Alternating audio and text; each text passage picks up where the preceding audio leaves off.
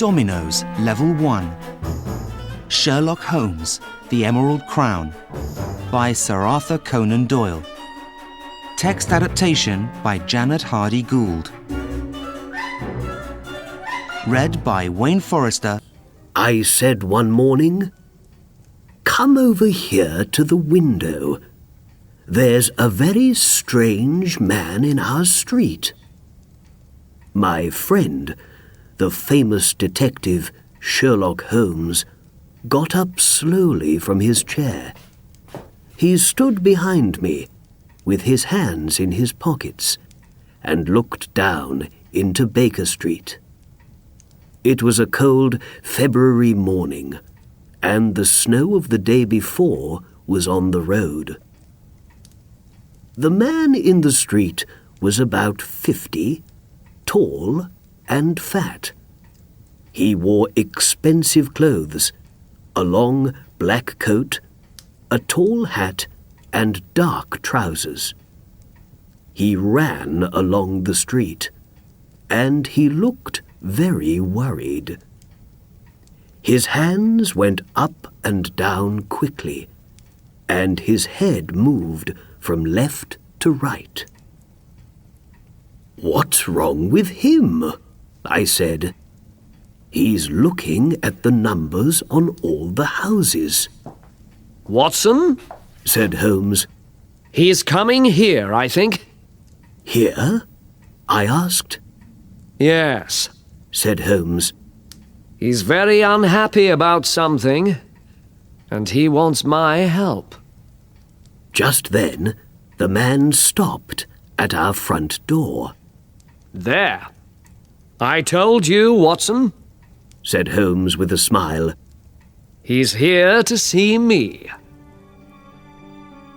Not long after that, the maid brought the man up to our room. Soon he stood in front of us. His head moved from left to right, and he put his hand up worriedly and pulled his hair from time to time. His mouth opened, but he couldn't speak. Holmes took him by the arm and smiled. "Please sit down," he said, and he took him across the room to one of the chairs and sat down next to him. "You'd like to tell us your story. Is that right? You are tired. We can wait a minute, and when you are ready, we can begin." The man sat for a minute or two. Holmes and I waited quietly. Then, when he was ready, the man looked up and began. "I look very strange, I know," he said quietly. No, said Holmes. you want to tell me something important. That's all. "Why did this happen to me? It's the worst thing, the very worst," said the stranger. Please tell me your name, sir, and then you can tell me your story," said Holmes. "Perhaps you know my name," said our visitor slowly. "I am Alexander Holder, of the Holder and Stevenson Bank of Threadneedle Street." "Ah, yes," said Holmes. "one of the oldest banks in London." "I'm sorry, sir. said Holder. They told me about you and said you must speak to Sherlock Holmes. He can help you. I came to see you at once. I ran from Baker Street Station to get here more quickly.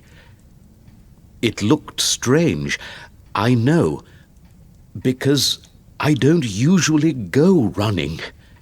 Thank you for waiting. I am ready now to begin." Holder then started to tell us his story. Yesterday morning, I was in my office at the bank when a man came to see me. When I saw him, I was very surprised. He was a very famous man.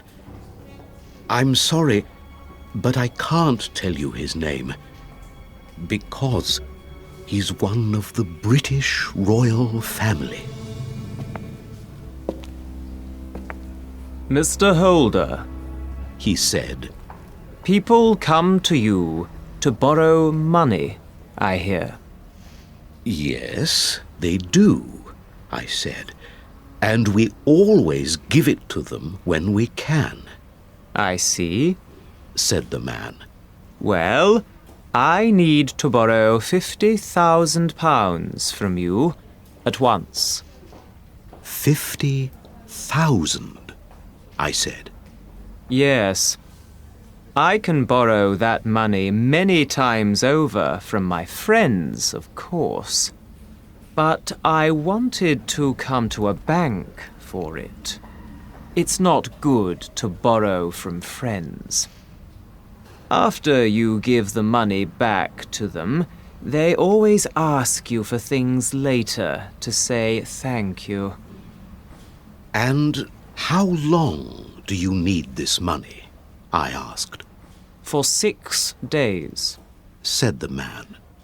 Someone is going to give me a lot of money on Monday, so I can give back the £50,000 to you then.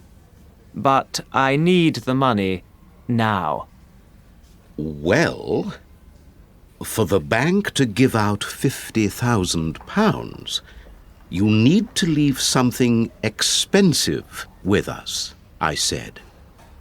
The man then took out a big black box and put it on the table.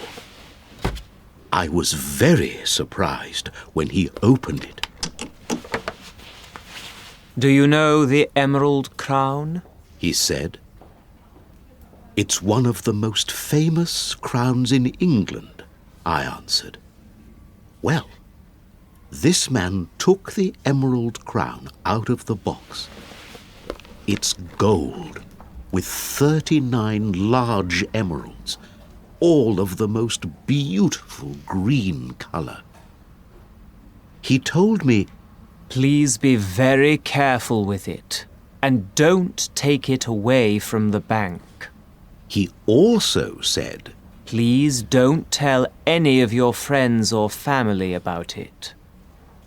he was afraid of a scandal for the royal family, I think. Well, I gave the man the £50,000. He thanked me and quickly left the bank. He's going to come back on Monday morning for the crown. But then I started to feel worried. One night last week, somebody went into a bank not far from us in Threadneedle Street and took £100,000 from the building. I was unhappy about leaving the emerald crown at the bank, so last night I took it home with me. I left work at about 6 o'clock. I closed the door of the bank behind me, and I looked carefully up and down Threadneedle Street. In the dark, nobody saw me put the black box under my coat. I then took a carriage back to my house in Streatham. It was, of course, a cold, snowy evening, and the carriage drove along very slowly. There was only one man in the carriage with me, and he didn't see the box, I know. I had it under my coat all the time. I felt pleased when I arrived home. I ran upstairs to my office and put the black box into the desk there. I locked the desk with a key and then went over to the window. Just then, I saw somebody, a stranger, in the front garden. I couldn't see his face. He wore a hat and a long coat. When he saw me at the window, he suddenly walked away. I remember one thing about him. When he walked, one of his legs moved strangely. I then ran quickly downstairs and out into the garden. "Hello? Who's there?" I called.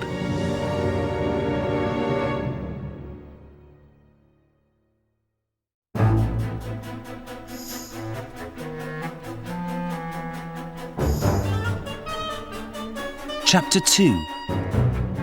Holder's Story.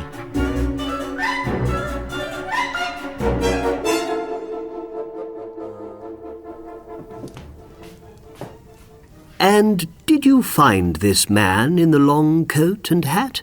I asked. "No," answered Holder. "I looked in the front and back garden, but nobody was there." He stopped talking and thought for a minute. But before I continue with my story, I must tell you about my family and all the different people in the house. Ah, yes, said Holmes, and he moved his chair nearer. My family isn't very big, said Holder. My wife died 10 years ago, and I've got only one son, Arthur.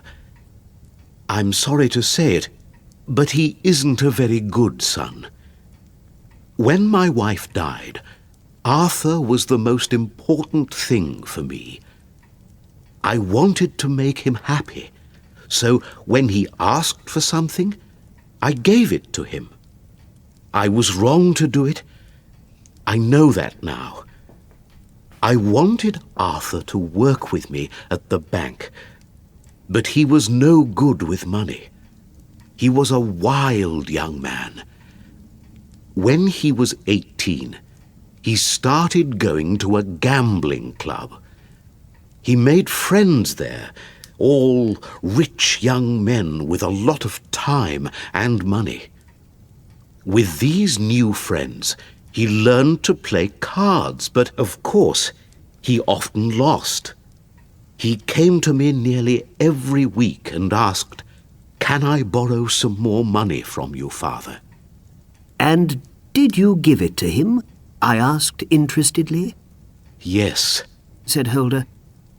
"Arthur often told me, 'Father, I'm going to leave the club.' And from time to time, he stopped going there. But he always went back after a week or two. There was one friend at the club with a lot of power over Arthur.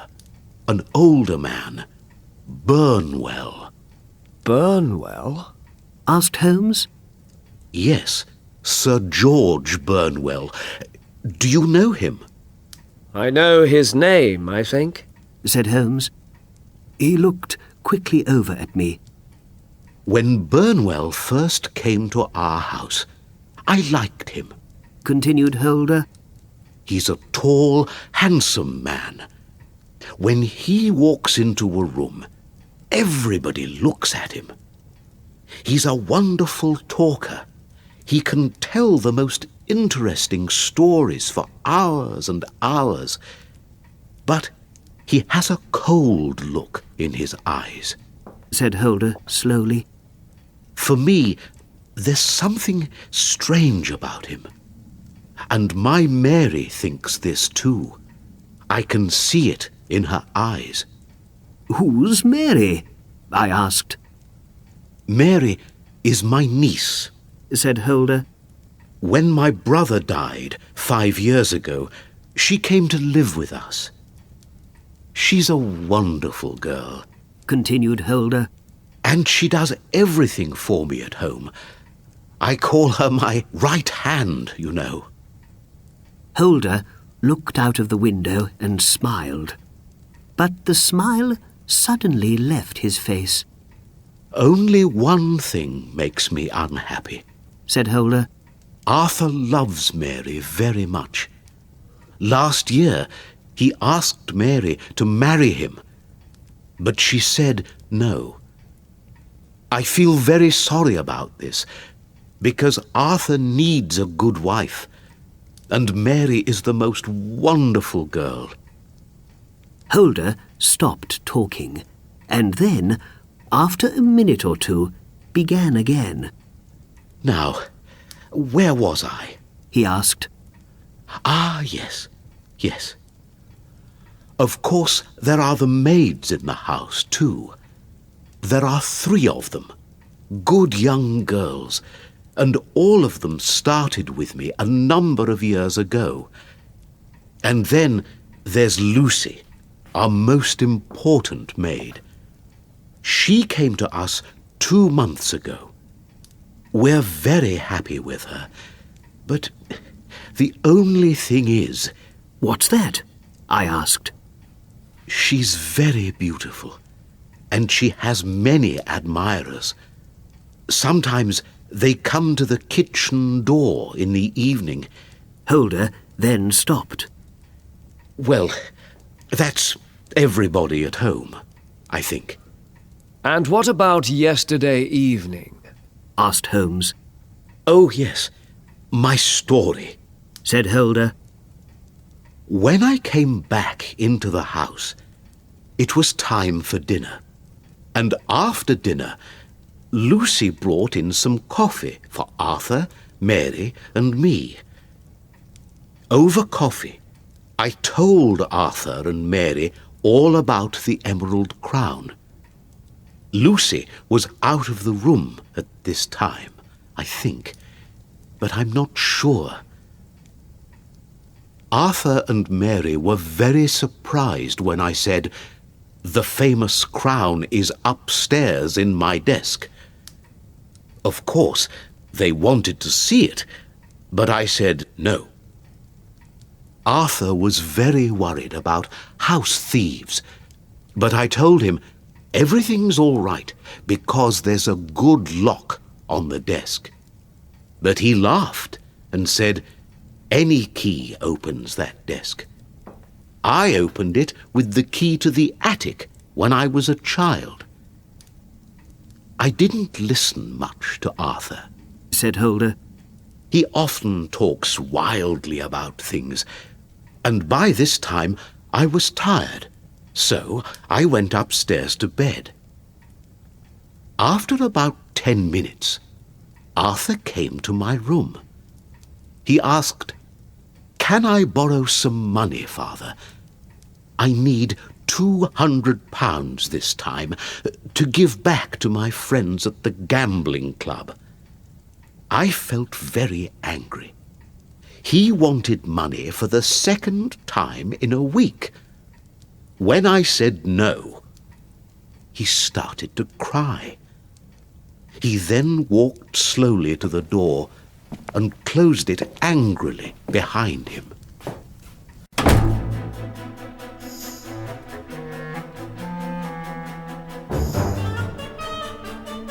Chapter 3. In the Night.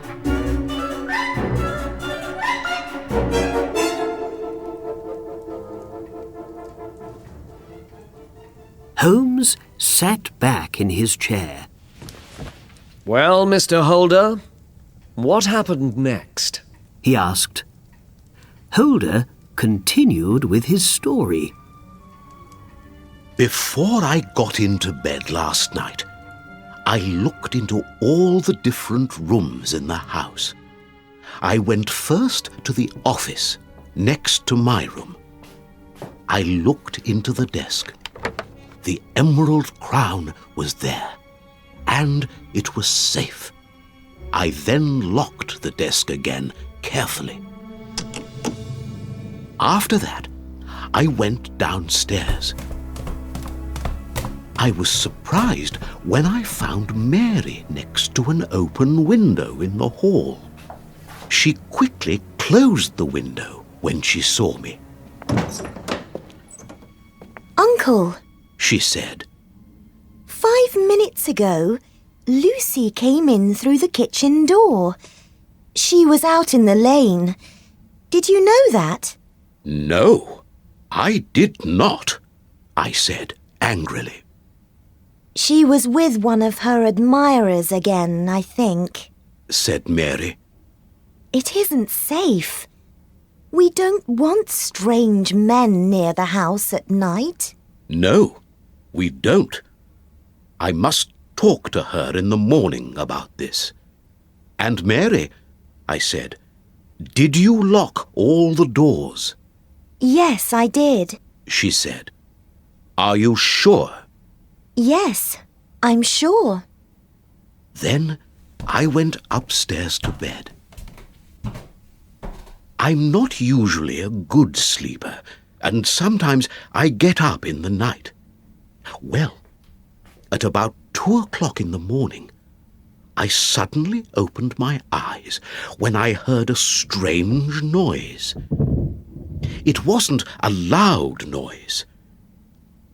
Is someone closing a window or a door, perhaps? I thought. I sat up in bed and listened. Everything was quiet for a minute or two. But then I heard somebody in my office. I felt afraid and got out of bed. I went to the office and slowly opened the door. In the half-light, I could see Arthur in only his shirt and trousers. He had no shoes on. The emerald crown was in his hands, and he pulled at it wildly. He wanted to break it, I think. Arthur, I cried, what are you doing with the crown? You thief! You thief! When he heard me, the colour left his face, and the crown fell from his hands. I ran over and looked at it. One of the corners of the crown, with 3 emeralds on it, was missing. Arthur, I said, where are the missing emeralds? The emeralds? He asked quietly. Yes, I said, the emeralds. But surely they are all here. He answered. Look, there are 3 emeralds missing. Do I need to call you a liar and a thief? I cried. Liar! Thief! Said Arthur angrily. I'm not going to listen to your names. But I saw you with the crown in your hands, I said. You wanted to break it. You're wrong. You don't understand, said Arthur.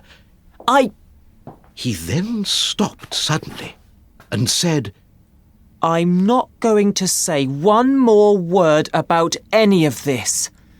I'm going to leave the house in the morning and never come back. You're going to leave this house in the hands of the police? I cried.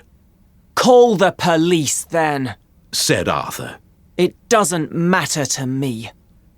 By this time, everybody in the house was out of bed. Mary ran into the room. When she saw the crown and Arthur's face, she understood everything. With a cry, she fell suddenly into a chair. I called for one of the maids and told her, "Get the police."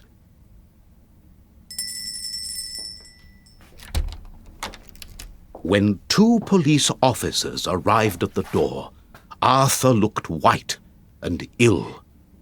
He stood with his head down. Are you really going to give me to the police, Father? He asked. Yes, I answered. You know the crown is the royal family's. The police need to investigate this crime carefully. We must find the missing emeralds, or there's going to be a scandal in this country. Arthur listened, and then looked up at me. Can I ask for one thing, Father? Can I leave the house for 5 minutes? Leave the house for 5 minutes, I said. Leave you free to run away or put the missing emeralds somewhere safe? No, of course you can't. I then started to talk quietly. Please, Arthur, I'm a famous banker. I have a lot to lose here. Give me back the emeralds now, and we can forget everything. And forget your names for me, liar and thief? Never! Cried Arthur, and his face was red and angry. There was nothing more to say. I called the police officers into the room and gave Arthur to them. Look over the house upstairs and downstairs, I said. Go into every room. Only stop looking when you find the missing emeralds. The police were in the house for hours, but they found nothing. And Arthur, he didn't open his mouth again. He didn't say a word. He sat there with his head in his hands. Early this morning, the police took Arthur away. I went with him and then talked to the head officer at the police station. He couldn't understand the case. He gave me your name and address, and so I came quickly here to Baker Street. I badly need your help, Mr. Holmes.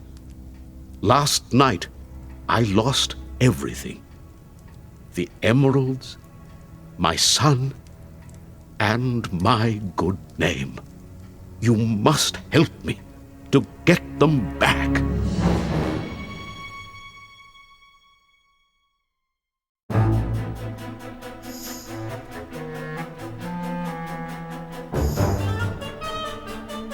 Chapter 4.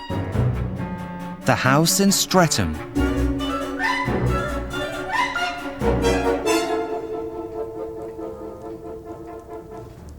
Holder sat and closed his eyes. He moved in his chair unhappily. Holmes looked out of the window into Baker Street. I waited for him to speak about this most interesting case. Do you have a lot of visitors? Holmes asked Holder suddenly. Not many, said Holder. Stevenson from the bank comes to the house sometimes, and there's Arthur's friend, Sir George Burnwell. And do you go out often? Asked Holmes. Arthur does, said Holder. but Mary and I stay at home.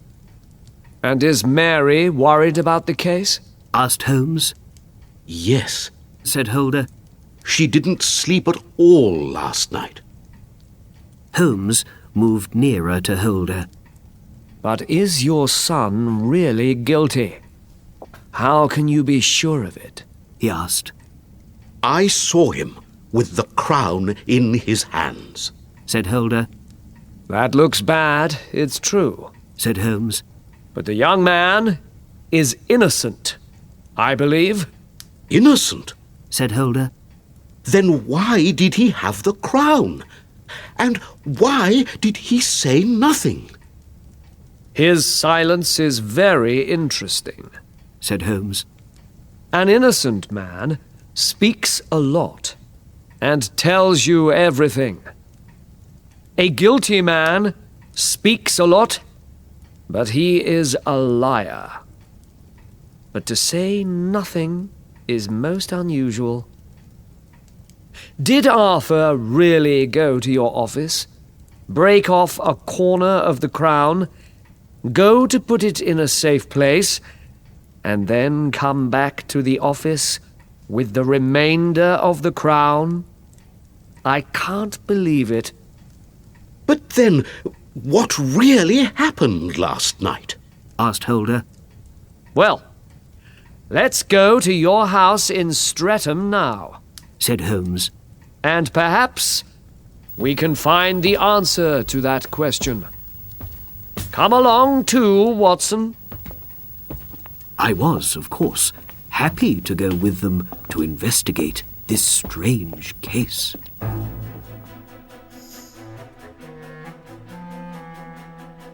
Holmes didn't speak in the carriage.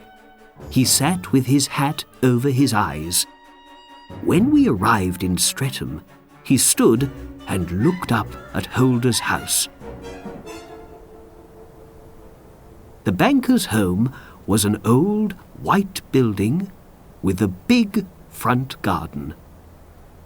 On the left of the house, there was a small lane to some stables. On the right, there was a path to the kitchen door.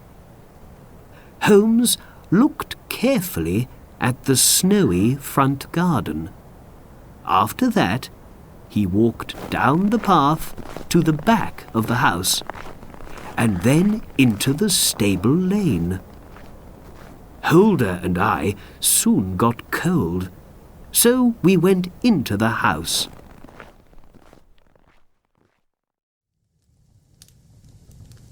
We waited in silence in the warm room.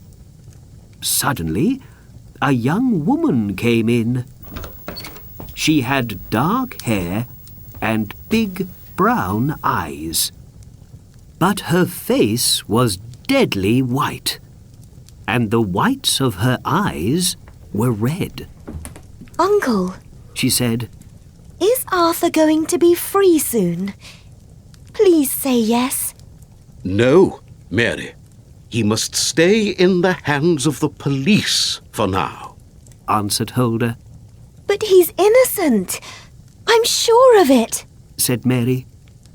Then why does he continue with his silence? Perhaps he's angry because you called him a thief and didn't believe him. said Mary. Holder then looked over at me. Mary, there is a detective here to investigate the crime. This man here. asked Mary.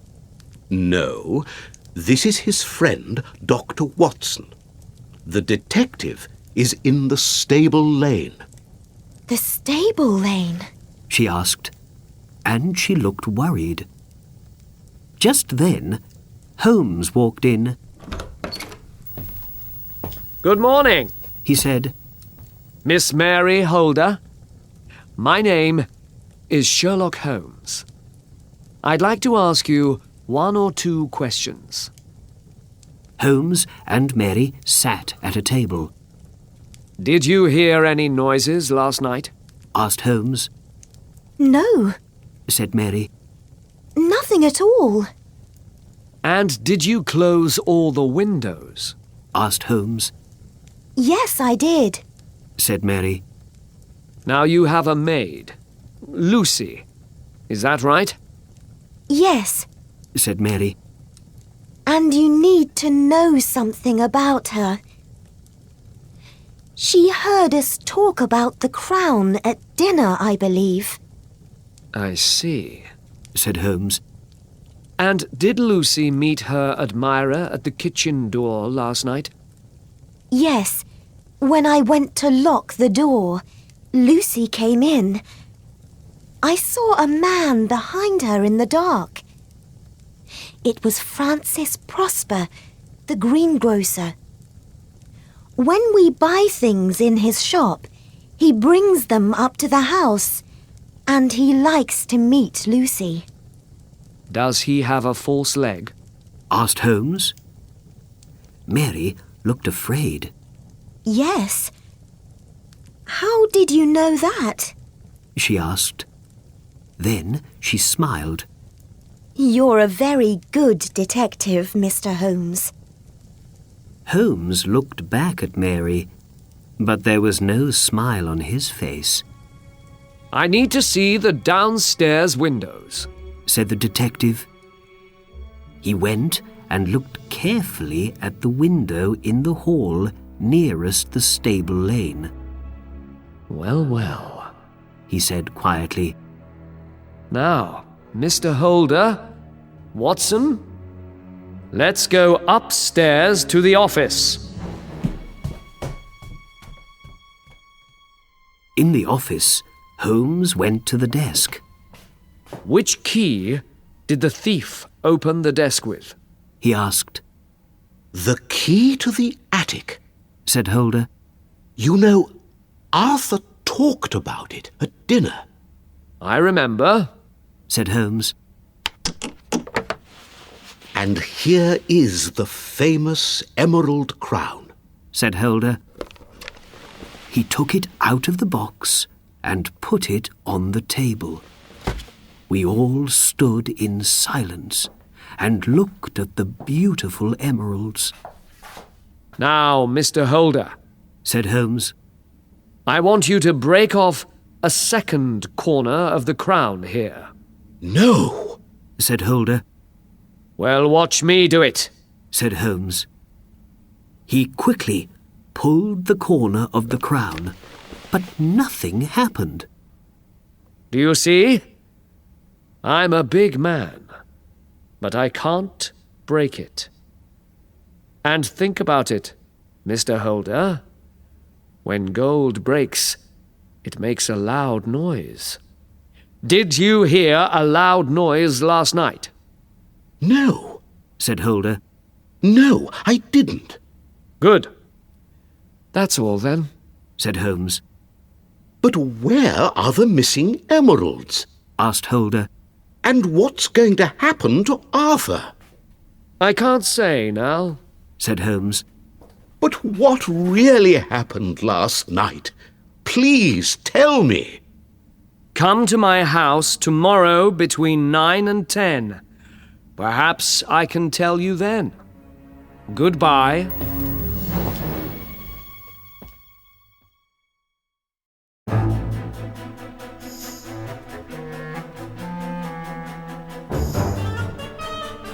Chapter 5. You are near the end of your trouble.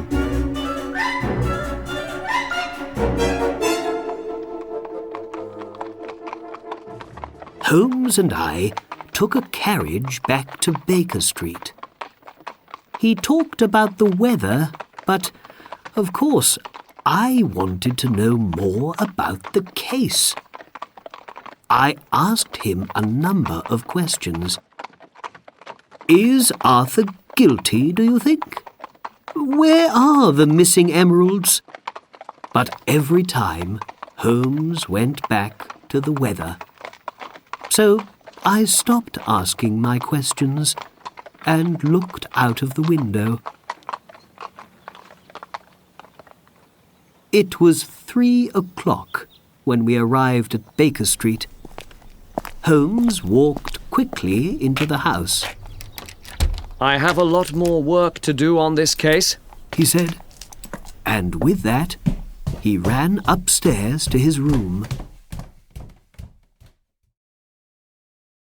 After some minutes, he came downstairs in an old coat, a black hat, and some dirty brown shoes.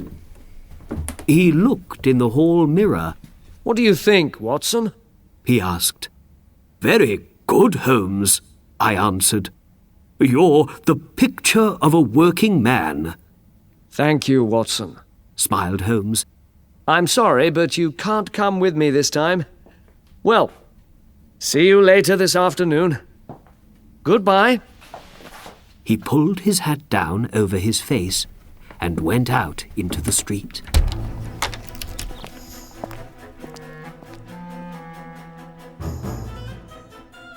It was nearly 6 o'clock when Holmes came back. Hello, Watson. he said happily. Can you take this?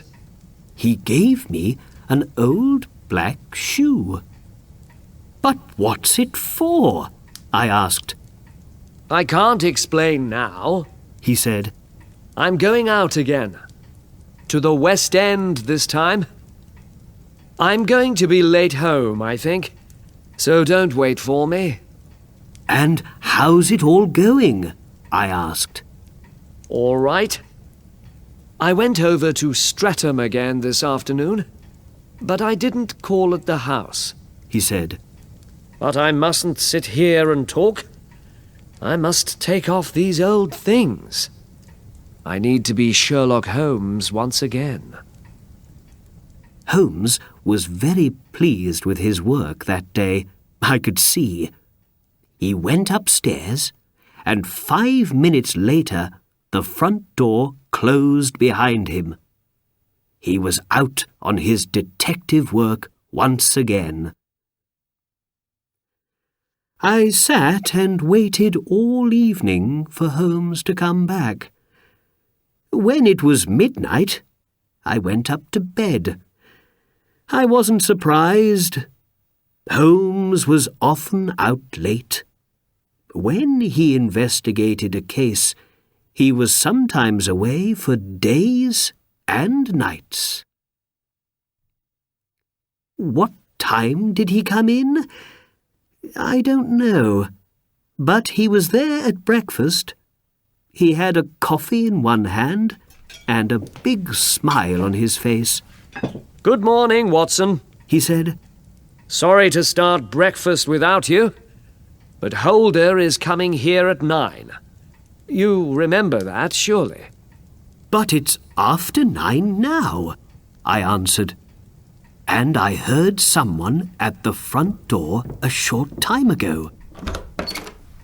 Just then, the maid brought in our friend, Mr. Holder. He walked slowly into the room. I pulled out a chair for him, and he fell into it. I was very surprised when I saw him. His hair was whiter than before, and his face looked very tired. Why is this happening to me? He asked. Only 2 days ago, I was a happy man. Now everything in my world looks black. This morning, one more terrible thing happened in my house. My niece, Mary, left me. Left you? Asked Holmes.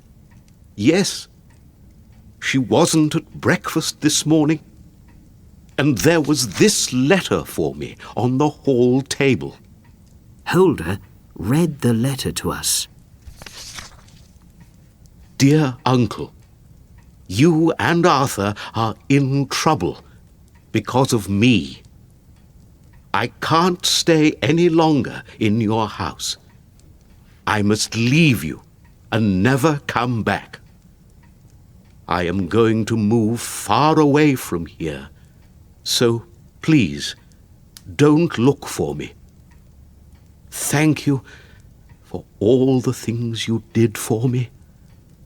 Your loving Mary. What is this letter all about? Asked Holder. This is all for the best, I'm sure, Said Holmes. You know, Mr. Holder, you are near the end of your trouble, I believe. Do you know something about the emeralds, Mr. Holmes? Asked Holder. Perhaps. Said Holmes. Is £3,000 a lot to get the emeralds back, do you think? No. Said Holder. 3,000 is nothing. Well, write me a cheque for £3,000 then. Said Holmes. Holder wrote the cheque and gave it to Holmes. The detective suddenly took out the missing corner of the crown from his pocket. You have it! Shouted Holder. Yes, I do. And now you need to do one more thing for somebody. Said Holmes. And what's that? asked Holder. You need to say sorry to your son, Arthur, said Holmes. Is he innocent, then? Asked Holder. I told you this yesterday, said Holmes. and I say it again today. Are you sure of it now? Asked Holder. Yes, I am. Said Holmes. Then let's go and tell Arthur at once. It's all right. He knows. Said Holmes. When I learned the truth, I went to talk to him. I told him my story, and he said, "You're right, Mr. Holmes." Well, Holmes, cried Holder. so what really happened on that terrible night? You must tell me now.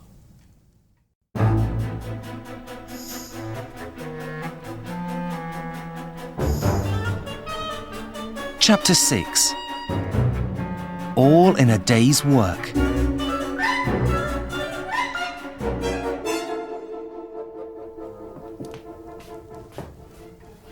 Mr. Holder, before I explain things, Said Holmes. I must tell you something. It's not going to be easy for me to say it, and it's not going to be easy for you to hear it. Your niece, Mary, and Sir George Burnwell are lovers. Yesterday she ran away with him. My Mary, Said Holder. I don't believe you. It isn't true. I'm sorry, but it is. Said Holmes. When Burnwell first visited your house, you didn't know much about him. But he is one of the worst men in England, a liar and a thief. He lost all his money years ago in the gambling clubs of London. Mary loved this handsome man. She met him every night at the window by the stable lane. Mary knew nothing of men, and she was soon under his terrible power. On the night of the crime, Continued Holmes. Mary met Burnwell by the window and told him about the Emerald Crown. Burnwell thought, I can get a lot of money for this crown. So he asked Mary, "Can you bring it to me later this evening?" And she said, "Yes." When you came downstairs, Mary stopped speaking to Burnwell and quickly closed the window. She then told you about Lucy meeting her admirer. That was the truth, of course, but it happened earlier. Arthur went to bed after his angry talk with you. He slept badly and got up in the night when he heard a noise. He looked out of his door and saw Mary go into your office. She came out with the crown and took it downstairs. Arthur went after her and saw more. Downstairs, Mary gave the crown to somebody through the open stable lane window. After that, she went back to her room. Arthur loved Mary, and he didn't want people to know about her crime. But he needed to get the crown back. So he dressed quickly and went downstairs. He jumped out of the window without any shoes on and ran after a man in the stable lane. It was, of course, our friend Burnwell. Arthur pulled Burnwell down into the snow. Then he hit Burnwell above the eye. The men pulled at the crown between them. Suddenly, something broke, and the crown was in Arthur's hands. He went back into the house. closed the window behind him, and ran upstairs to your office. The crown was twisted, he could see, and he wanted to put it right. And then, Mr. Holder, you came in, said Holmes. Yes, Cried Holder unhappily. I saw Arthur pull wildly at the crown with his hands. Now, I understand. You then made Arthur angry. You called him a liar and a thief, and he couldn't explain. He didn't want you to know about Mary's crime. And Mary fell down when she saw the crown, said Holder. Now I understand that too. And Arthur asked, "Can I go out for 5 minutes?" That was because he wanted to look for the missing emeralds. Holder looked unhappy. Oh, Mr. Holmes, I was very wrong about my son. But how did you learn all this? Well, said Holmes. the snow was a big help to me. Remember when I went out and looked at the garden at your house? Yes, said Holder. I could see much of the story of that terrible night in the snow, he explained. When I walked up the path, I saw footprints near the kitchen door.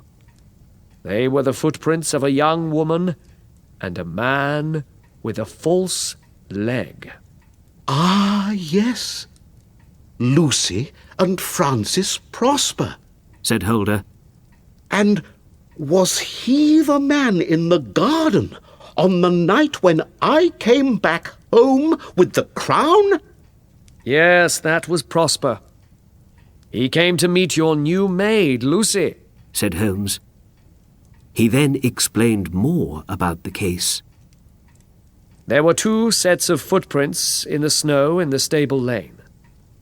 The first set was of a man in big shoes. These footprints were next to the stable lane window, and the man waited there for a long time, I could see. The footprints then went down the lane to a tree.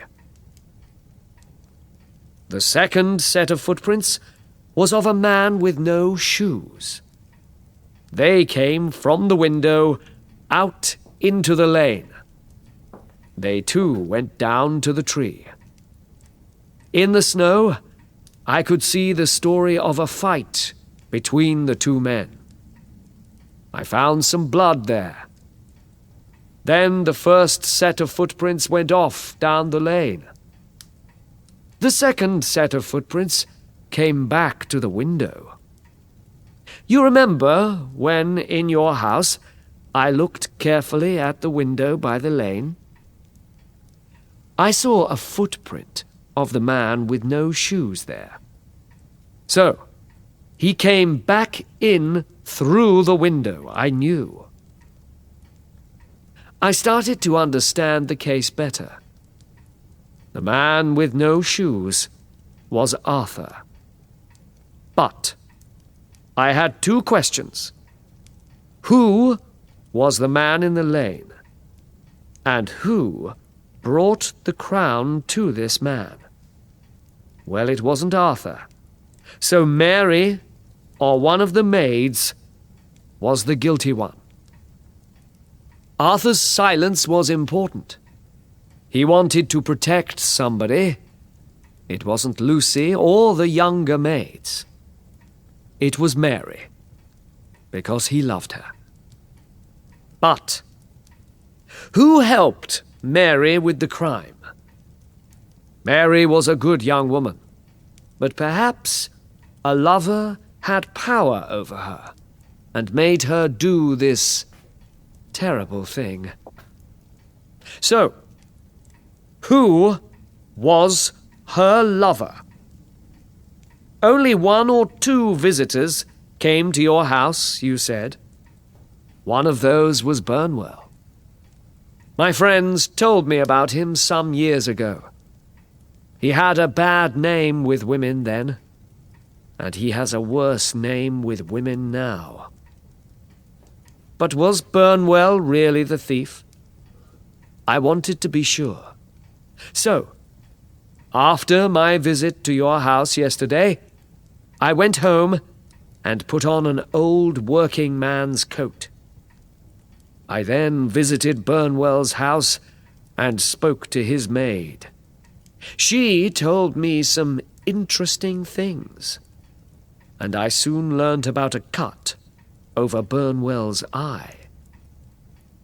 I also told the maid, I don't have any money, but I need some new shoes.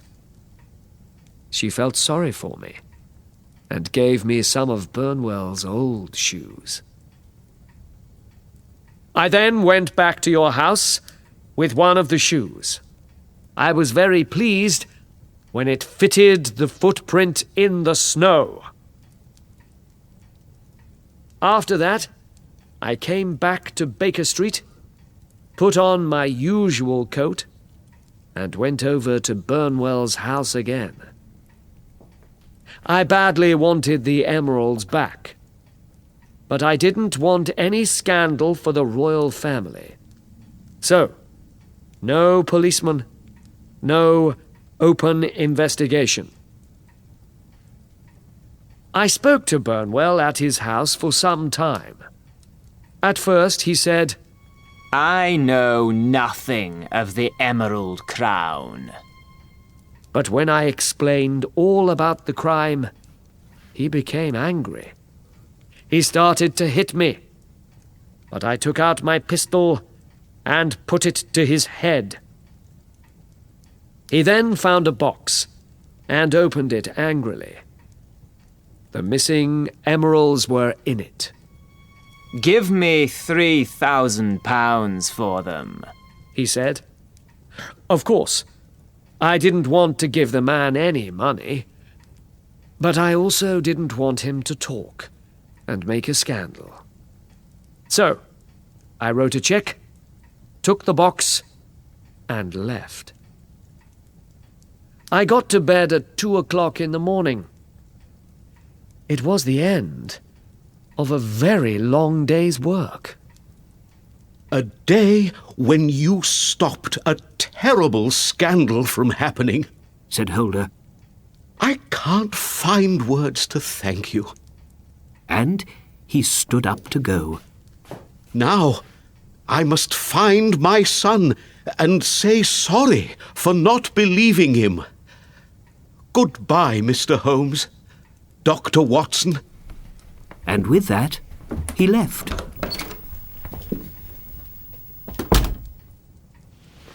I looked at Burnwell's old shoe on the table in front of me. You always find the answer in the end, Holmes, I said. It's all in a day's work, Watson, smiled Holmes.